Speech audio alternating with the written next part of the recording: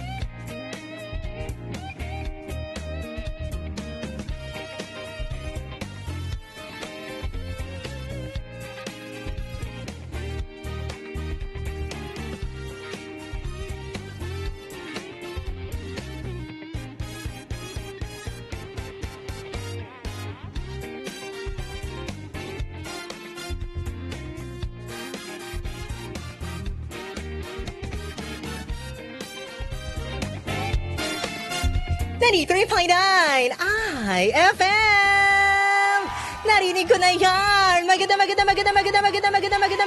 Magandang hapon sa inyong lahat mga idol. Maulan, mabagyong hapon sa inyong lahat. Malamig din ang panahon natin ngayon. Pero sasamahan pa rin kita ang Idol 1, si Idol Kitchi live na live. Ngayong Tuesday afternoon dito sa ating online exclusive na kwentuhan ang Lodi Talks mga idol. Hello sa inyong lahat. Na-miss ko kayo at na-miss ko rin yung ating kwentuhan dito sa Lodi Talks idol. Ngayong hapon ako panibagong kwentuhan, panibagong tugtugan na naman ang ating mga experience. Kaya naman samahan mo na kami. Itutok mo na yan dito Lodi. Make sure nakatutok ka, i-share at i-like mo na rin to para mas marami tayong mga Lodi ang makasama ngayong hapon na to idol. Nako, ready na ang bisita ko ngayong hapon. Kaya naman hindi ko napapatagalin pa idol ko.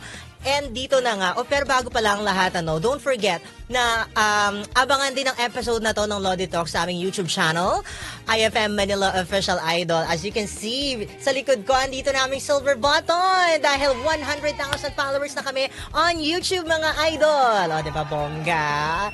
So, eto na nga ang ating mga kasama ngayong hapon dito sa Lodi Talks, ang singer-songwriter all the way from Cubao. Ang layo, Andyan lang. Nakikita dito sa bintana namin, kapitbahay lang namin siya. Let's all welcome dito sa Lodi Talks Idol, si Frank Ellie! Hello, Frank! Ay, mali. Ito yata yun. Ayan. Hello. Check. Ayun. Hello. Hi, Frank. Magandang hapon. Kumusta ka ngayong maulan, malamig na Tuesday? Meron ka bang namimiss? Ayos lang. Nasa bahay yung girlfriend ko. Namiss ko siya. Ay, sana all may sana all may naghihintay sa bahay nila. Gano'n. Say hello sa girlfriend mo at sa mga Lodi natin na nakaabang na sa ating ngayong hapon dito sa Lodi Talks. Also sa mga fans mo kung meron na rin.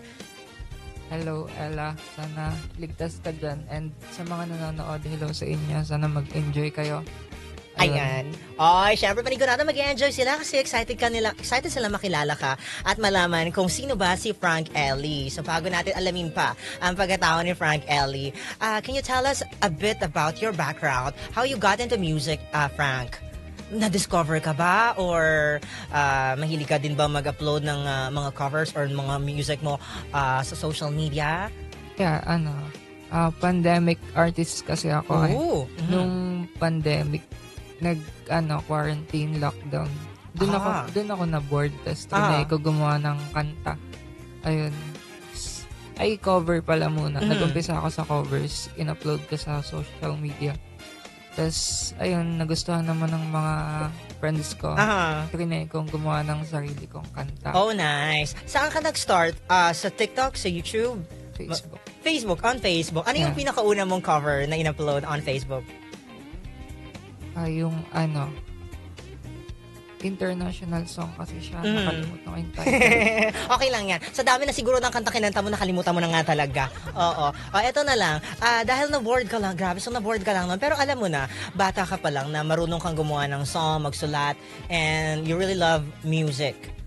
Nung grade 4, doon ako nag-start mag-play ng guitar. Kasi sumali ako sa Rondalia. Ano yung Rondalia? Para siyang band, pero yung mga instruments niya pang folk, yung mga lumang instruments ng Philippines. Kasi, oo, parang wala na ako masyadong alam yung makaluma na yan. Ang alam ko lang makaluma, tinikling. So anong instrument ang ginagamit mo nang piniplay mo? Guitar. Guitar na. Elementary. Tapos high school, nag-guitar lang ako hanggang mag-senior high. Doon ako nag-start kumanta. Ayan. So, kumakanta ka na ba sa stage? Nagpa-perform ka na sa schools? Hindi po. Hindi. Medyo shy type ka siguro noon. Until now, I think. Pero, feeling ko ay madedevelop mo naman yan kasi kalaunan kapag mas dumami na yung nakikinig sa'yo at marami ka ng mga events na pupuntahan, for sure, ma-overcome mo yung shyness mo, no? Sana. Eto, sino ba yung mga musical influences mo growing up? Eraserheads, kaya Frank Ellie yung name ko. Galing kay Ellie. Oo. Naastigan lang ako sa pangalan niya, kaya kinuha ko. Ninakaw ko. Grabe, dala-dalawang pangalan. Kanina nga tinanong ko siya mga idol. Ano ba ito tawag si Frank or Ellie? Or alin ba dun yung apelido? So, yun pala yun. Dahil fan ka ng Eraserheads, kaya naging Frank Ellie. Pero, is it okay malaman ko ano yung, malapit ba doon yung real name mo sa Frank or sa Ellie? First name ko yung Frank, second name ko Servin. Dinugtong mo na lang yung Ellie. Dahil Ellie Buendia, parang yan. Oh, nice naman. Okay, eto naman Frank, since baguhan ka pa lang din, masasabi natin baguhan pa lang sa music industry dahil pandemic ka nag-start talaga. Paano mo i-describe yung music mo sa mga listeners namin na hindi ka pa napapakinggan? Yung mga songs ko kasi palaging about sa ghosting. About ghosting? Makakarelate ako dyan. About sa mga iniwan. Oh my God. Tapos? Puro love songs yung mga kanta ko. And, heartache songs, mga ganun. Mga hugot na talaga nananampal yung mga realistic na na situations in life. So ikaw ba naranasan mo yung mga ganun kasi mukhang doon ka nagsimula yung tema ng mga music mo. Yung first song ko, yun yung galing sa ghosting. Yun yung unang song na nirelease ko, yung nag-boom sa Facebook. Doon ako nag-start. Anong song to? Yung Di Mo Naman. Pinost ko sa Facebook. Kasi sa Spotify kasi, hindi mo naman basta-basta ma-release yun. Kailangan mong magbayad. Kaya sa Facebook muna. Tapos, anong kwento nitong Di Mo Naman? Kakantahin ko siya mamaya. About din. Sige. About to sa ghosting. Lahat ng kanta ko. Okay. Tapos, pagkatapos nun, ilang songs na yung nasulat mo at na-release mo? 16 yata sa Spotify. 16 songs on Spotify. 16 sa Spotify. Ano to? Lahat nasa isang album lang? Or? Hiwa-hiwalay. Hiwa-hiwalay. Ilang albums na ba yung na-release mo so far? dalawa, tapos the rest mga singles. Okay. At mamaya maririnig natin yung pinakabago mong single na nirelease. Ang pamagat ay Kailangan Mo Ba Ang Puso Ko? Oh, grab title pa para medyo malalim na yung hugot nito, idol. So, heartfelt songs yung mga sinusulat mong kanta, and karamihan ba dito ay base sa experience mo talaga? Oo, nung high school kasi na ghost ako. Pero okay naman na, masaya na ako ngayon. Gumagawa pa rin ako ng hugot songs kasi doon ako kumikita. Oo. Ayun, doon yung pera sa love songs. Oh, okay. Pero kung sakaling mabibigyan ka pa ng chance na mag-explore sa ibang genre, ano talaga yung pinakagusto mong gawin? Love songs pa rin, pero Love songs pa masaya rin. na. Masaya na. Oo nga naman, kasi pag puro na lang, malungkot. Although, pag ganitong panahon, masarap makinig ng mga sad songs, ng mga heartfelt songs, kaya talagang damang-dama mo, feel mo yung pagbabaluktot sa higaan sa kama, habang ninanamnam yung lamig at tinitingnan yung ulan sa bintana, diba? Oh. So, pag ganitong mga panahon, nakakapag-produce ka ba ng panibagong song? Kasi syempre, minsan parang andaling humugot ng inspiration kapag relax yung mood. Lalo na pag malamig. Doon ko kinukuha yung guitar ko and nag-try akong mag-humming lang kung may mabubuo ako. Yan. So, eto na nga. Can you walk us through naman doon sa songwriting process mo? Paano ba nagsisimula? Ano ba yung una mong madalas na nabubuo? Yung melody or yung lyrics? Random siya. Kung ano yung unang maisip ko, yun yung mag-build ako dun sa may isip ko. Minsan habang naglalakad ako, kunwari, may naisip ako, i-stop muna ako and i-VVM ko yan kasi baka makalimutan ko. Tapos pag uwi ko, dun ko itatry sulatan ng lyrics. So very random lang din talaga nagpa-pop up yung mga ideas na yan, diba? So pwedeng any moment sa araw mo, no? Yeah. Ganun ba talaga yung mga artist? Hindi nila inuupuan. Talagang biglang darating na lang siya, lalabas na lang siya. Oh, nice naman. Kasi minsan kapag pinipilit mo, saka parang wala nang nakukuha. Wala ka napipiga. Diba? Naranasan mo na rin ba yung parang tinatawag nilang writer's block? Yun yung minsan parang wala ka talagang gana, wala kang idea at all kung ano yung bubuuin mo. Normal lang naman yun sa bilang artist, musician. Kaya pag ganun, gumagawa ako ng ibang hobbies ko, gaya ng video games din. Yeah. Hanggang sa maboard ako sa video games. After nun, okay may gana na ulit ako mag-music. Wow! Ganun lang ginagawa ko. Oo. So, yun yung mo din, pang-distract mo na rin. Aside from doing music, ikaw ay naglalaro naman ng video games. Ano ba mga nilalaro mo maliban sa gitara, syempre? Out of curiosity lang, ano mga games? Mga online games. Mobile Legend lang yung alam ko. Ano yung mo ngayon? Nahuhook kang laruin? Ano lang, parang umami ka na sa libangan lang. mo. Nakahiya kasi sabihin. Ganun ba? Roblox. Kasi pambata siya. Eto, ako as someone na hindi naglalaro ng ganyan, bakit siya sobrang addicting? Yung Roblox na yan. Kasi even may pamangkins, talaga sobrang gustong-gusto na yung Roblox.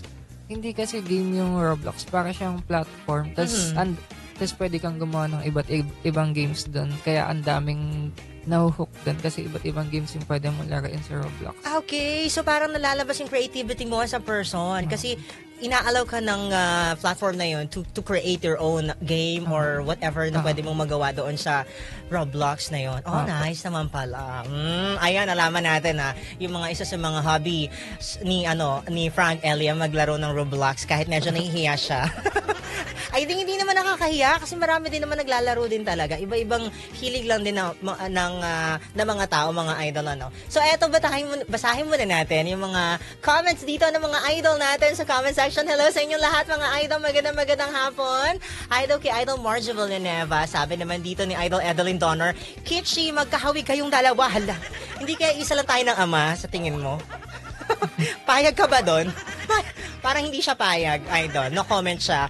Hi din kay Luty at sa mga taga-Ebro South Philippines. Ayan, nanonood sila sa atin ngayon. Si Senior Lola Carol Bernardo na Makati. Magandang hapon. Mga idol, kung meron kayong questions for Frank Ellie about his music, welcome na welcome yan dito sa ating kwentuhan sa Lodi Talks mga idol. So, i-comment nyo lang yan dito and don't forget na i-share ang aming Facebook Live na to sa mga bagong pasok ha. Hi din kay Paolo Aguidelo. Ayan, si Frank Ellie gig sa Roblox. sa Roblox ang nagigig. O, ayun na nga. So, eto na. Frank Ellie, dahil I'm sure excited na yung mga Lodi natin na marinig ang iyong awitin ngayong hapon na to. Ano nga ba yung una mong song for us?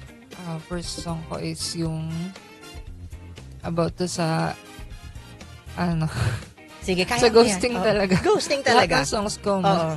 pang hugot eh. Kaya, ay, isa lang yung topic. Ayan, at ang Ang pamagat songs niyan ko. ay... Ayoko ng kiss. Ayoko ng kiss. Gusto ko ng yakap. Diba?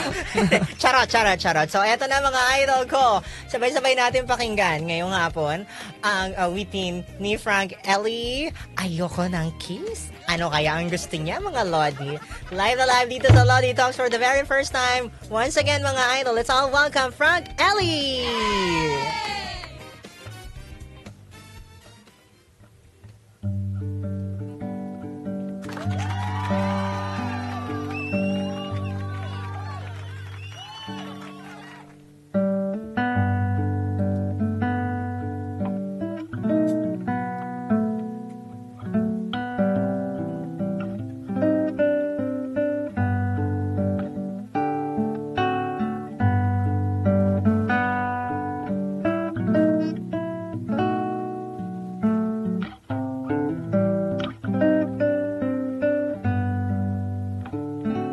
Pwede bang wag na?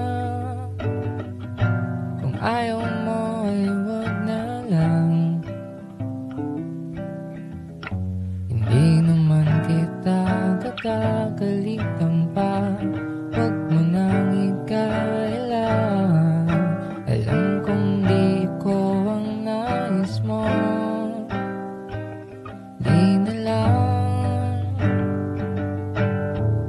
Pwede namang umalis. Di na kailangang sabihin pa sa'yo. Di naman naging tayo. Iliw di ako magtatampo.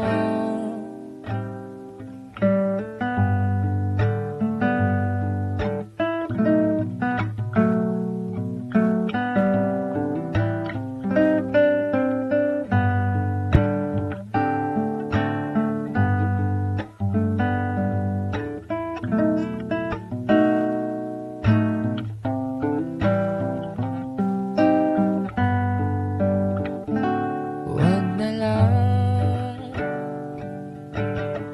Pwede bang umalis ka na? Huwag mo na akong pahirapan pasinta.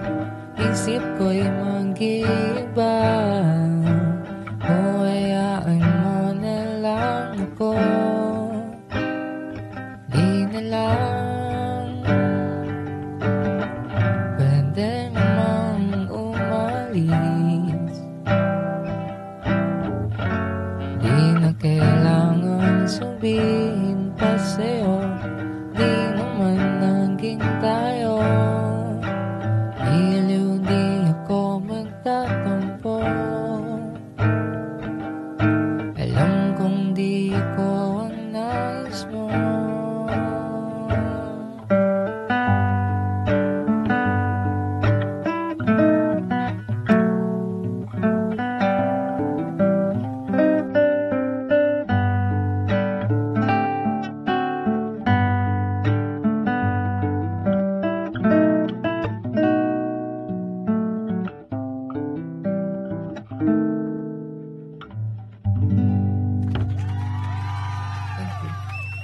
Mga idol, yan si Frank Ellie sa kanyang awiting Ayoko ng Kiss. Grabe naman yun. Parang talagang hugot na hugot at totoong-totoo yung mga sinabi doon. Parang feeling ko mas marami nakarelate dahil sa kantang yon na hindi naman naging kayo. Diba? Alam mo yun? Yung nandun na kaso hindi pa natuloy. Diba? Na-imagine mo na siya, kaso biglang umatras siya. O kaya naman parang ikaw lang pala yung nag-assume sa inyong dalawa. Aww, grabe naman, Ellie. Kwentuhan mo muna kami, na-perform mo na ba to sa mga events or sa mga gigs mo before? Yeah, sa mga gigs, lagi ko tong kinakanta. Ayun, with the band, syempre. Ngayon ko lang kinanta to ng solo. Opo. Oh, okay. So, saan ka madalas nagpa-perform? Sa QC, sa 70s Bistro, sa Imagine, Marikina, Most Ayan. QC, mga ganon. Around QC lang. Around QC lang. So, hopefully next time, mas ma-expand pa yan at dumami yung mga gigs mo in the coming months and days. Ayan, ako. Ano bang next song ni Ellie ngayong hapon dito sa Lodi Talks? Ayun yung first song ko na unang song na nirelease ko about sa ghosting ulit. Grabe na to, idol ko. Sabay-sabay tayo mag-moment dito sa Lodi Talks. Saktong-sakto sa panahon.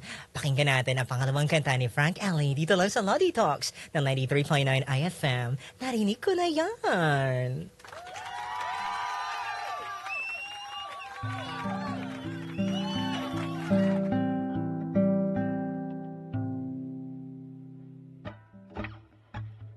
Di mo naman sinasadyang mawalan ng gana at magpahinga. Di ko na rin nadarama na aabot tayo sa iyong pagsinta. Di na kita ipipinta, kukulayan ko at pupulipin na. Sana pala'y tinigil na nang hindi na nahirapan sa iba.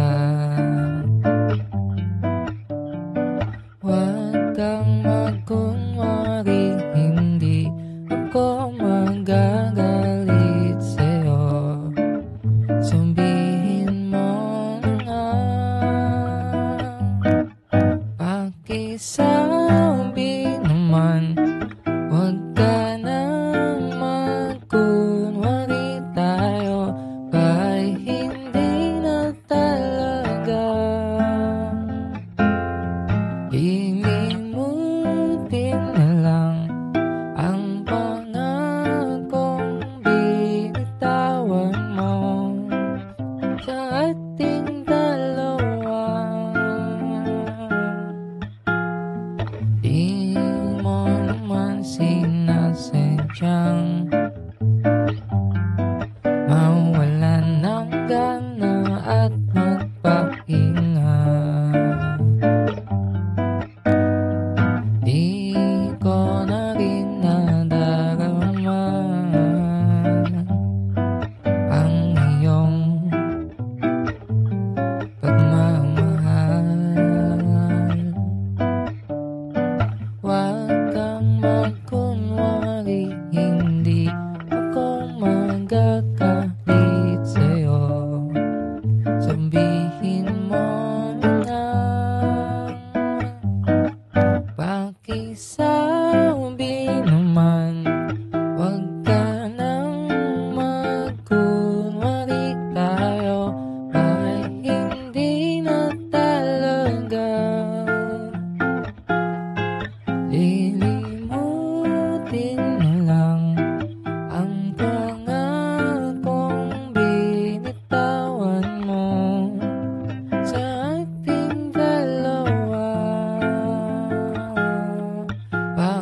Pakisabi naman, huwag ka nang magkunwari, tayo ba'y hindi na talaga.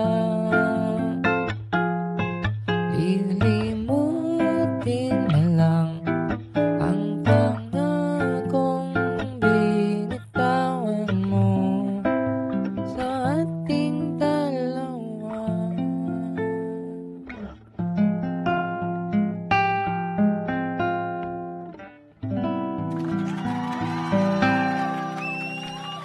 Idol, yan ang kantang Di Mo Naman by Frank Ellie, live na live dito sa Lodi Talks. Grabe naman. Sobrang light and easy listening, pero ang hugot ng mga lyrics, akala mo parang nag-enjoy ka lang pag pinapakinggan mo siya, pero kapag na-realize mo na yung sinasabi ng kanta, parang teka, bakit parang may humihiwa sa puso? Diba? Nako, ikaw talaga, Frank, pasimple ka kung manakit. Ayan. So, itong mga songs na kinanta mo ngayong hapon, yung nauna kanina, nakalimutan ko yung title. Ayoko ng kiss. Ayoko ng kiss. Ayan. At sinundan ng Di Mo Naman. Saang album ito galing? Yung Ayoko ng kiss single lang siya. Tapos yung Di Mo Naman, galing siya sa first album ko, yung Frank Ellie. Yun yung title ng album. Yan. Ayan. Ako, so eto na. Madako naman tayo sa pinakabagong single mo na Kailangan Mo Ba Ang Puso Ko. Ayan. Tama ba? Ay, grabe naman. O, kwentuhan mo kami, paano nabuo yung kantang to, tungkol saan ito, at bakit yun ang tanong mo? Ay, kasi kakasend ko lang sa record label and need ko gumawa ng first song na i-release under ng label ko na yon. Wala akong maisip na hirapan talaga. Oo, na-challenge ka kumbaga. Matutulog na ako, trinay kong mag-isip, kinuha ko yung guitar ko. Doon ko na buo yun habang nakahiga lang. Yun. So, sa isang gabi lang natapos mo na siya agad, nagawa mo na siya agad. Oo. Saan yung pinanggalingan ng kantang yun? Base ba yun sa relasyon mo with your girlfriend? Or past relationship? Hindi naman. Hindi naman. Kasi, siguro yung song na yun para sa iba, na for other people's perspective na kasi masaya ako ngayon talaga. Masaya ako ngayon, and yung song na yun ginawa ko yun para sa mga naghihintay, mga ganun. Oh, grabe. So, eto lang, personal question ko lang, kasi curious lang ako. Since masaya may yung estado ng puso mo ngayon, hindi ba mahirap na mag-create ng sad songs? Kasi nasa happy state ka eh. Siguro nasanay lang ako kasi simula 2020, yun na yung ginagawa ko. Nasanay lang akong lahat ng naisip kong lyrics is malungkot. Akala ko nasanay ka na masaktan. Hindi naman. Happy naman siya, mga idol ko. Kayo ba happy kayo sa performance ng ating bisita ngayong hapon si Frank Ellie? Kasi ako, parang kulang na lang ng kape ngayong hapon habang nakatingin ako sa bintana, umuulan. Tapos ninanamnam ko ang kanyang magandang boses at yung lyrics niya medyo nananakit. Kaya eto na ulit, idol ko. Sabay-sabay natin pakinggan din for the very first time ang bagong single ni Frank Ellie na pinamagatang Kailangan Mo Ba Ang Puso Ko? Dito pa rin sa Lodi Talks ng 93.9 IFM. Narinig ko na yan!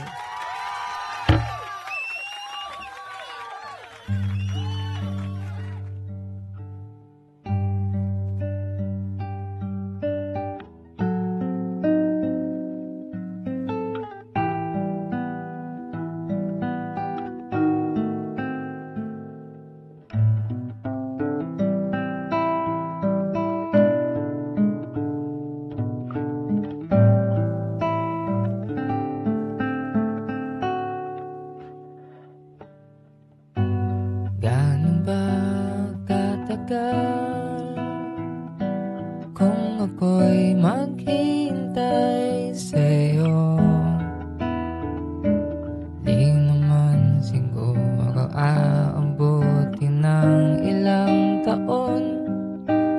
Kahit na pag-ibig ko'y di man naubos. Matagal pa ba? Sabi mo'y saglit na lang ako,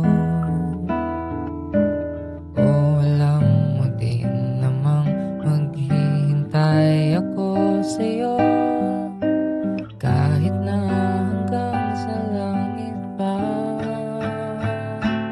Giliw dalangin ko ang makasama lang kita.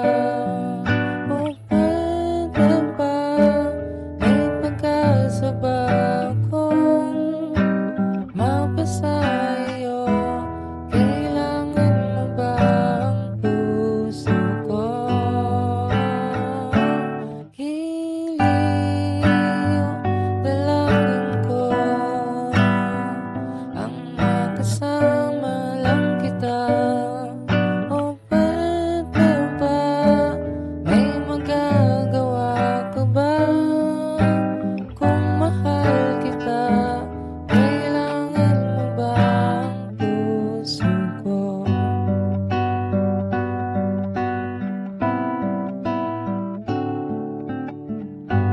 Matagal na rin nung ako'y nagpamahal sa'yo. Di mo ba ako napapansin o manhid ka lang? Bakit ba ang hirap mo laging magkasama? Nasaan ba ako? Nariyan ba ako sa puso mo? Di naman posibleng nalimutan mo na lang ako. Kung ganon ay kalimutan mo na lang tayo. Giliw, dalangin ko ang makasama lang kita. O pwede ba, may pag-asa ba akong mapasayo? Kailangan mo ba ang puso ko? Giliw, dalangin ko ang makasama lang kita. O pwede ba, may pag-asa ba akong mapasayo?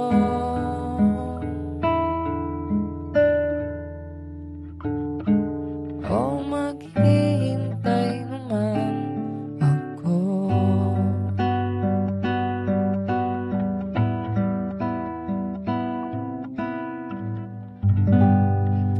Thank you. Mga idol, napakinggan mo ang bagong kanta ni Frank Ellie, ang Kailangan Mo Ba ang Puso Ko? Grabe naman yun, Frank. Parang napapatulala ako habang pinapakinggan kita. Bakit parang ganon? Di ba yung saktong-sakto talaga sa panahon ngayon, maulan, makulimlim, malungkot yung pakiramdam, tapos may ganyang awitin. Di ba parang, alam mo yung kanta nangungulila, yung parang may namimiss ka, may hinahanap ka, kaso hindi mo siya makuha kasi hindi siya basta-basta nabibili. Kusa siyang binibigay, kaso hindi niya binigay. Oh, naman! Hay nako mga idol, eto nga bigla na pa-message dito sa ating live, si Christian Laurel, sabi niya, pakiss naman Frank Ellie. Oh, pahingi daw siya ng kiss. At galing naman kay Joey RC, favorite ko na yan. Oy, naku bongga, ako piling kong favorite ko na rin yan talaga. Ang ganda ng mga awitin niya, sobrang saktong-sakto kung gusto mo mag-moment, gusto mo yung namnamin yung lamig ng panahon o kaya naman, 'di ba, mapapaisip ka na lang sa nangyayari sa pag-ibig mo. Ano na self? Hahabol pa ba natin? Darating pa ba siya? Yung mga ganon. 'Di ba? So Frank, naku, invite mo yung mga lodi natin na nanonood ngayon at napakinggan yung mga songs mo, maliban dito sa mga kinanta mo at syempre, i-stream nila on Spotify at iba pang music platforms. Hello sa mga nanonood ngayon. I'm Frank Ellie. Yung mga pinerform ko nasa Spotify, YouTube, and others music streaming platforms. Pakinggan nyo. Mas marami pa akong kantang tulad nun. Maraming salamat sa IFM. Ayun. Thank you for this opportunity. Naman. Syempre, sa social media, hanapin nyo lamang si Frank Ellie para i-follow siya at malaman pa yung mga music na i-share niya sa atin mga idol ko. Also, meron ba may mga upcoming gigs ba na pwedeng abangan, panoorin ka? Yeah, sa July 26 sa Dinalan Coffee. Kasama ko dun si Sud. Uy. And sa August 4 sa Most QCs. Tapos sa August 10 sa Imagine Marikina. Ayan. So, abangan natin siya sa mga lugar na yun na binanggit niya, idol. Kung gusto niyo pang pakinggan si Frank Ellie at ma-enjoy ang kanyang mga awitin para sa iyo, mga lodi ko. So, what's next for you, Frank? After nitong, syempre, bagong release mong song, syempre, dapat naka-ready na yung mga susunod. Meron bang aabangan pang susunod na single or album? Yeah, may ginagawa akong song ngayon. Masaya na to. And syempre, love song pa rin. Ayan. Siguro by next month or Yun, soon.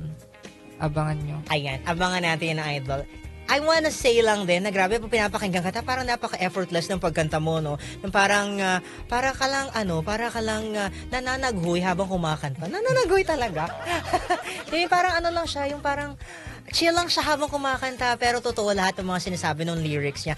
Very relatable and enjoyable also, kahit na medyo masakit. Ay, baka meron ka pa gusto i-shoutout, mga pasalamatan pa. Go ahead. Shoutout. Mas maganda yung word na hello.